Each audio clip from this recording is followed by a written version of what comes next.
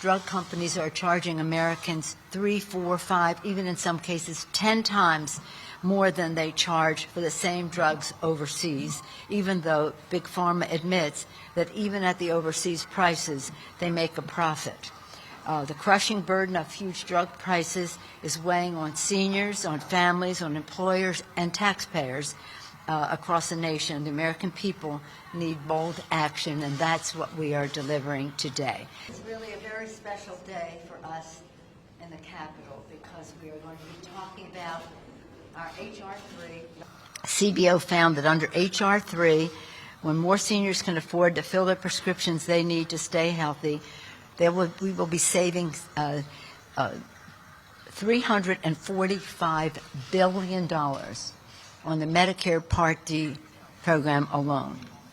For families, America's households, $160 billion in savings, and for businesses, some businesses, $50 billion. When we negotiate fair drug prices, we reduce insurance premiums, lift the burden out of controlled prices from patients, taxpayers, and employers.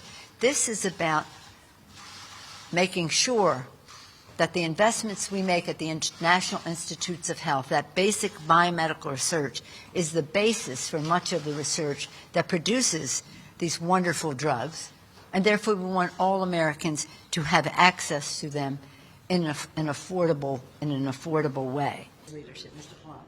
Thank you, and I want to thank our speaker. What we heard during the people are outraged. When I was home, people were just outraged by the fact that they pay so much more than people pay in other countries, 4 or 5 times as much, depending upon the drug. They're just absolutely outraged by that, and they think it's totally unacceptable. For those stories, I want to thank our committee chairs for their leadership, and of course, the Speaker of the House for her leadership. H.R. 3 boosts our economy by allowing employer-sponsored plans to benefit from the same cost savings negotiated for Medicare. In fact, last week, both the Congressional Budget Office and the Centers for Medicare and Medicaid Services released their findings showing that the Lower Drug Costs Now Act will live up to its name for employees and employers.